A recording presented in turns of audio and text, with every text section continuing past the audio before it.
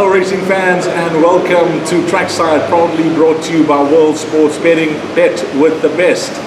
Bet with WSB, a leader in the fixed odds betting market and number one, numero uno, as always, in the anti-post betting market. Well, this weekend the action is at Turpentine and Kenilworth on Saturday, and then we move over to Greyville on Sunday.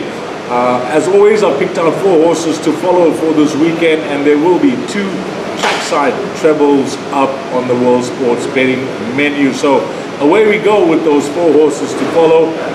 2 come up at Kenilworth on Saturday, and the first of the 2 will come up early. It will be in race number 1, and the horse's name is Top Quality, trained by Justin Snate, will be partnered by Richard Faree, and he debuted at Durbanville over 1250 meters, drawn 10 out of 10, the worst of the draws. There was very little action for him in the betting as well, but you had to like what you saw. He sat towards the back of the field for most of the way, had ground to make up when they turned into the straight, and over the final 400 meters it was a quick time. He was the fastest finisher in 22.1 seconds, really caught the eye when running on behind second, to finish second behind Vaughan Marshall's runner called Admiralty Arch. So that JB run, if he caught your eye, well, he certainly caught mine.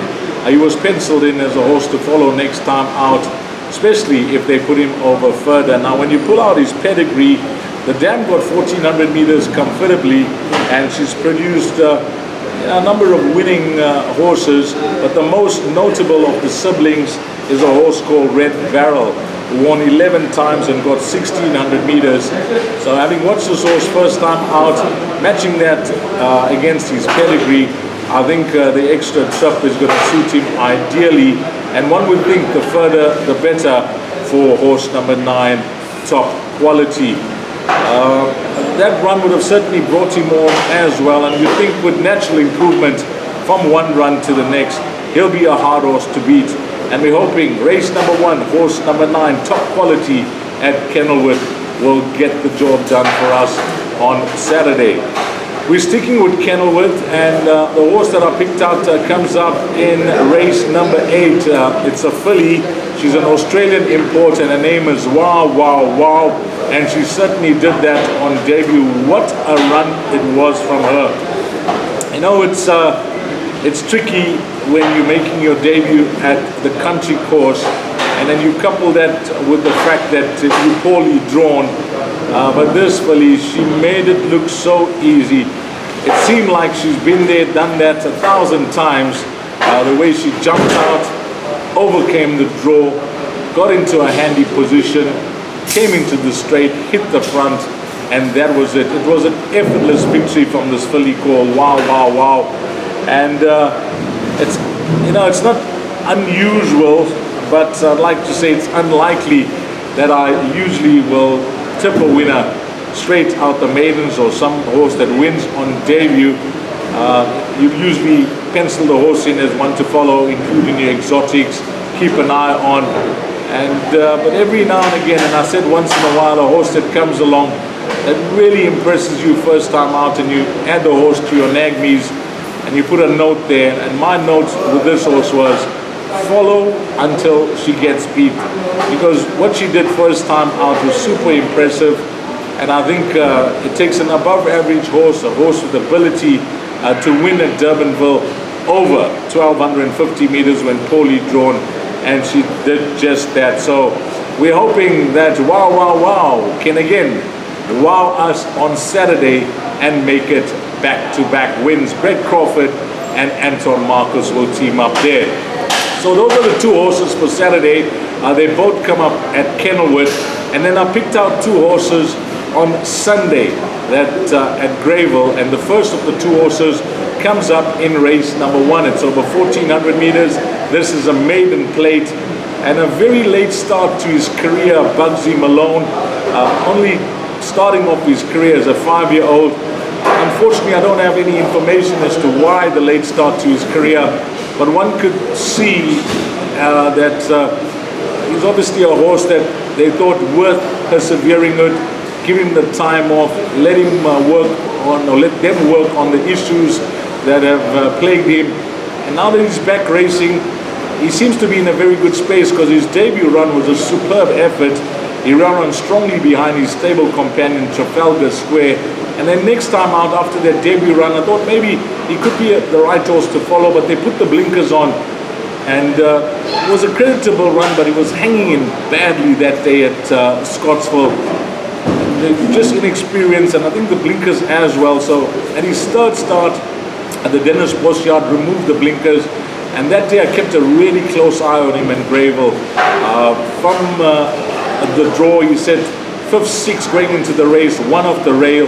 And when they came into the home straight, he looked to have a lot of running in him, but two horses that were in front of him were just too good on that day. The horse called Let's Twist Again from the stable of, or Let's Twist from the stable of Duncan Howells, I think it was having his first start for Duncan. And the favorite in the race was a horse called Running Rifles. So those were the two horses that finished in front of him, Let's Twist Again and Running Rifles.